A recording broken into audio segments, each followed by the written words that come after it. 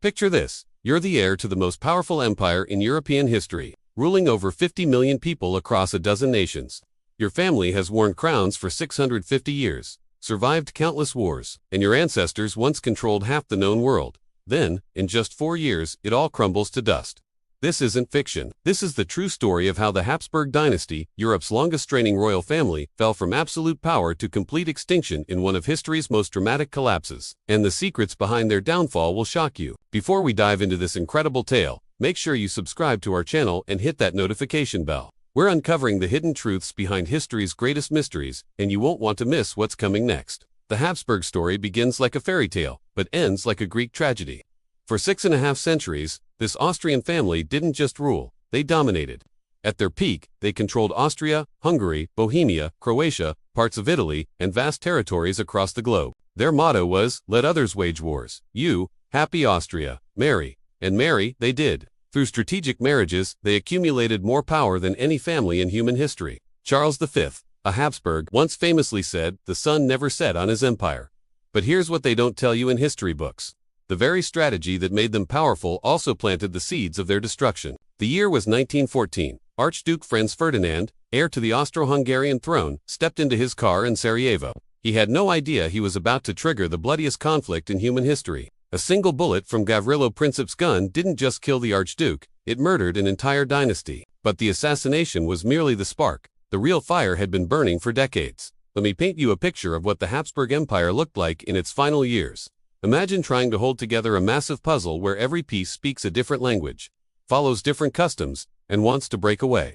The empire was a cultural melting pot of Germans, Hungarians, Czechs, Slovaks, Poles, Croatians, Serbs, Italians, and Romanians. Each group dreamed of independence. Nationalist movements were spreading like wildfire across Europe, and the Habsburgs were sitting on a powder keg. Emperor Franz Joseph I, who ruled for 68 years, watched helplessly as his empire began to crack. Personal tragedy haunted him relentlessly. His brother Maximilian was executed in Mexico. His wife Elizabeth was assassinated in Geneva. His son Rudolf died by suicide in the Merling incident, a scandal that rocked Europe. By 1914, Franz Joseph was 84 years old, ruling an empire that existed more in name than in spirit. The assassination of his nephew Franz Ferdinand was the final straw that broke the camel's back. Here's something most people don't realize. World War I wasn't just another conflict for Austria-Hungary. It was an existential crisis. The empire that started the war would not survive to see its end. When Austria-Hungary declared war on Serbia in July 1914, they expected a quick, localized conflict. Instead, they ignited a global catastrophe that would consume 20 million lives and reshape the world forever. The Habsburg military, once feared across Europe, proved woefully unprepared for modern warfare. Their multi-ethnic army faced a crisis of loyalty. Czech soldiers defected to fight for independence. Italian units switched sides when Italy joined the Allies. Hungarian regiments questioned why they were dying for Austrian interests. The empire was literally fighting a war against itself. Emperor Franz Joseph died in November 1916, 2 years into the war that would destroy everything he had spent his life preserving. His great-nephew Charles I inherited not a throne, but a sinking ship. Charles I was just 29 years old when he became emperor. Young, idealistic, and deeply religious, he genuinely wanted to reform the empire and end the devastating war. But it was too late. The damage was irreversible. Secret negotiations revealed the desperation of the Habsburg court during these final years. Charles I sent his brother-in-law Prince Sixtus on clandestine peace missions to France and Britain. These Sixtus letters promised territorial concessions and showed how desperately the Habsburgs wanted to escape the war. But Germany, Austria's ally, discovered these secret negotiations. The betrayal destroyed what little credibility Charles had left. He was now seen as a traitor by his allies and a weakling by his enemies. The year 1918 marked the beginning of the end. Revolution erupted across the empire. In Budapest, Count proclaimed Hungarian independence. In Prague, Masaryk declared Czechoslovak independence. In Zagreb, Croatian leaders announced their separation. The South Slavs formed Yugoslavia. The Poles reclaimed their homeland. The Italians seized Trieste and South Tyrol. One by one, every nationality within the empire broke away. But here's the most tragic part. Charles I refused to abdicate. He believed his divine right to rule was sacred, a gift from God that he couldn't simply surrender. This stubbornness would cost his family dearly. On November 3, 1918, Austria-Hungary signed an armistice with the Allies. The empire that had lasted 650 years officially ceased to exist. Charles I was forced to renounce his right to govern, though he never formally abdicated. The aftermath was brutal. The Treaty of Saint-Germain reduced Austria to a small, landlocked country with just 6.5 million people, a shadow of its former self. Hungary lost 72% of its territory. The once mighty Habsburg domains were carved up among 7 different nations. Charles I and his family were exiled from Austria. They fled to Switzerland, then to Madeira, where the former emperor died in 1922 at just 34 years old. His wife Zita lived in exile for 67 years, never seeing her homeland again until 1982. The personal toll on the Habsburg family was devastating. Empress Elizabeth had been assassinated in 1898. Crown Prince Rudolf died by suicide in 1889. Archduke Franz Ferdinand was murdered in 1914. Empress Zita buried 4 of her 8 children. But the story gets even more tragic. After Charles I's death, his son Otto became the pretender to the throne.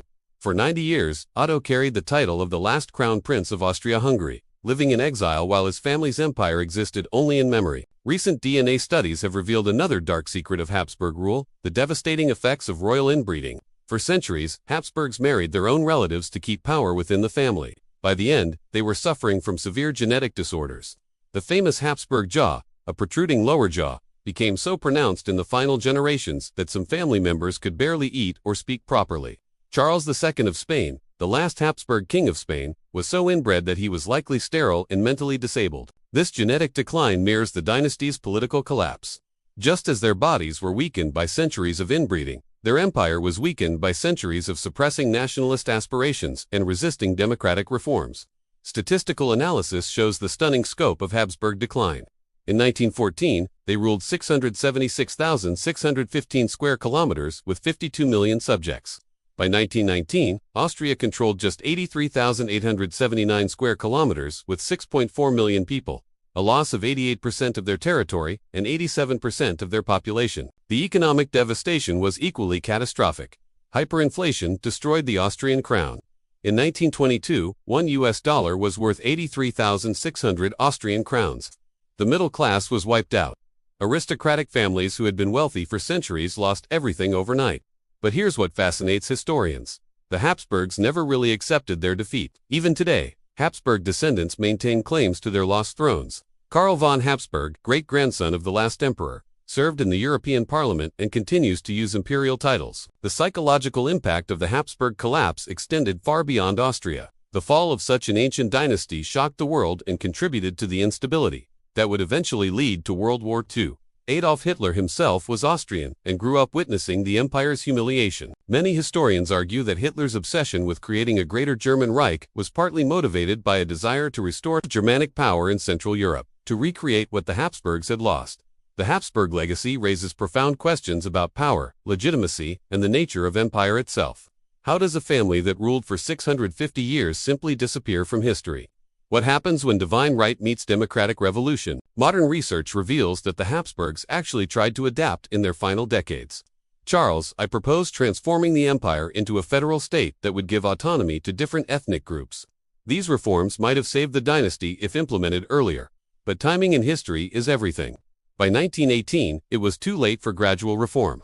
The war had unleashed forces that no emperor, no matter how well-intentioned, could control. The technological revolution also worked against the Habsburgs. Railways and telegraphs helped spread nationalist ideas faster than imperial authorities could suppress them. Newspapers brought news of democratic revolutions to every corner of the empire. The Habsburg story is ultimately about the collision between the old world and the new. They represented centuries of tradition, hierarchy, and imperial grandeur. The forces that destroyed them represented democracy, nationalism, and self-determination. Archaeological evidence from Habsburg palaces tells a poignant story of rapid decline. In Schönbrunn Palace, rooms that once hosted emperors and empresses were converted into apartments for refugees. After 1918, royal collections were sold to pay debts. Crown jewels disappeared into private collections. The human drama behind the statistics is equally compelling. Imagine being Empress Zita, going from ruling 50 million people to living as a refugee in a modest Portuguese villa. Her children grew up in exile, learning about their heritage through stories and faded photographs. Otto von Habsburg, the last crown prince, once recalled how his mother would point to a map and tell him, "All of this once belonged to our family." The psychological weight of such loss across generations is almost unimaginable. But the Habsburg story also demonstrates remarkable resilience. Despite losing everything, the family survived. They adapted to modern life, many becoming successful politicians, diplomats, and businesspeople in democratic societies. This adaptability raises intriguing questions. Could the Habsburgs have survived if they had embraced democracy earlier? What if they had voluntarily transformed their empire into a commonwealth of autonomous nations? Alternative history scenarios suggest that a reformed Habsburg confederation might have prevented both world wars. A stable democratic Central Europe could have stopped the rise of both Nazism and communism. The economic data supports this theory. The Habsburg Empire's internal market was one of the world's largest. Its dilution created artificial borders that disrupted trade and economic development for decades. Contemporary witnesses described the empire's final days in dramatic terms. Stefan Zweig wrote about the world of yesterday disappearing overnight. Joseph Roth chronicled the melancholy of former imperial officials wandering through Vienna's coffeehouses, lost in a world that no longer had use for their skills. These personal accounts reveal the human cost of historical transformation. Thousands of people who had devoted their lives to serving the empire suddenly found themselves unemployed, their expertise irrelevant in the new nation-states. The Habsburg collapse also accelerated social changes that had been brewing for decades. Women gained political rights in the successor states. Class distinctions that had seemed eternal crumbled. Traditional Austrian aristocrats found themselves working alongside former servants in the struggle for survival. Religious changes accompanied political transformation. The Catholic Church, which had been closely aligned with the Habsburgs, lost much of its political influence. Secularization accelerated across Central Europe. Cultural impacts were equally profound. The cosmopolitan Habsburg court culture gave way to more nationalist forms of expression. German became less dominant as Czech, Hungarian, and Polish cultures reasserted themselves. Yet something was lost in this transformation. The Habsburg Empire, despite its flaws, had been genuinely multicultural. People could travel from Trieste to Krakow using the same currency and living under the same laws. This unity would not be seen again until the European Union. Musical and artistic traditions that had flourished under Habsburg patronage struggled to survive. The Vienna Philharmonic, the Salzburg Festival, and countless cultural institutions had to reinvent themselves for smaller, poorer audiences. The tragedy extends beyond Austria to all the successor states. Yugoslavia descended into brutal civil wars. Czechoslovakia was divided and conquered by Nazi Germany. Hungary lost two-thirds of its territory and population. Only democratic reconstruction after World War II began to heal these wounds. Modern genetic studies reveal another layer to the Habsburg story. Inbreeding depression affected not just physical appearance but also fertility and mental capacity. The dynasty's biological decline paralleled its political collapse in ways that seem almost predestined. The financial records are equally telling. Habsburg debt in 1918 was astronomical. The cost of World War I had bankrupted the empire even before military defeat sealed its fate. Economic historians estimate that Austria-Hungary spent over 40 billion crowns on the war. Money they didn't have. Inflation destroyed the savings of loyal Habsburg subjects. Middle-class families who had bought war bonds to support the empire lost everything when the currency collapsed. This betrayal of trust made restoration impossible. Intelligence files recently released by European archives reveal the extent of Allied planning for Habsburg dissolution. The Entente powers had decided by 1917 that Austria-Hungary must be completely dismantled.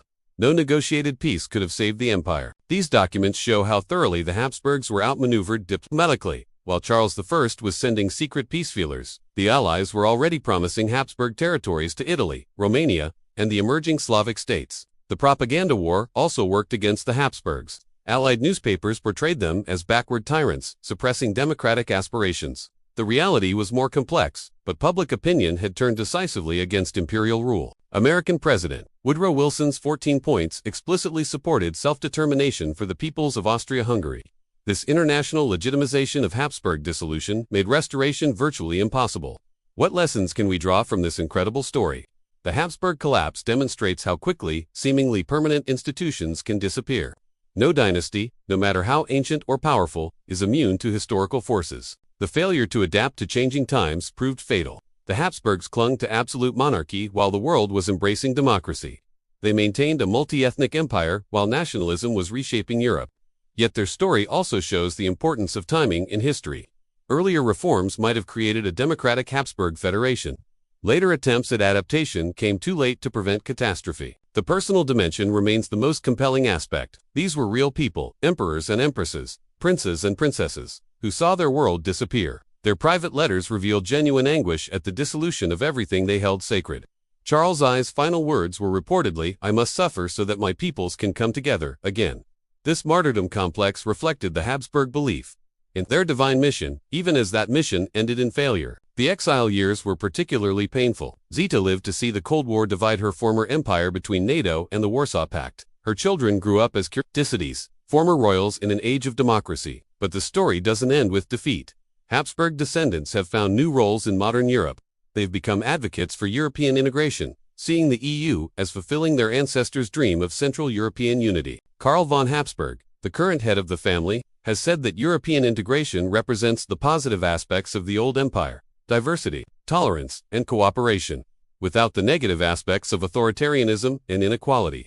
This perspective offers hope that historical tragedies can ultimately contribute to progress. The Habsburg collapse helped create the conditions for modern democratic Europe. Recent polling in Austria shows surprising nostalgia for the imperial period. About 20% of Austrians say they would support restoration of the monarchy. This reflects dissatisfaction with modern politics rather than genuine desire for autocracy. Such nostalgia ignores the real problems of Habsburg rule: political repression, ethnic tensions, economic inequality, and resistance to democratic reform. The empire's romantic image in popular culture obscures its genuine failures. But the nostalgic view reflects something deeper: a longing for stability and grandeur in an uncertain world. The Habsburgs provided both, even if at a heavy cost in freedom and self-determination. The Habsburg story forces us to confront difficult questions about our own time. How do we balance unity and diversity? How do we preserve valuable traditions while embracing necessary changes? How do we create institutions that can adapt to historical transformation? These questions remain relevant as we face our own challenges: globalization versus nationalism, traditional values versus social change, international cooperation versus national sovereignty. The Habsburg collapse reminds us that no political system is permanent. Democracy itself must constantly evolve or risk the fate of history's fallen dynasties. So what do you think? Could the Habsburgs have survived if they had embraced democracy earlier? Was their fall inevitable, or could different choices have led to different outcomes? Share your thoughts in the comments below. I read every single one and love hearing your perspectives on these historical mysteries.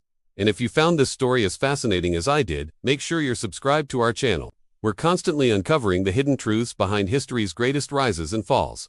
Hit that notification bell so you never miss our latest revelations. The fall of the Habsburgs wasn't just the end of a dynasty, it was the end of an entire way of organizing human society. Their collapse helped birth the modern world, for better and worse. Understanding their story helps us understand our own times and the forces that continue to shape our world today. Next week, we'll be exploring another dynasty that seemed invincible until it wasn't.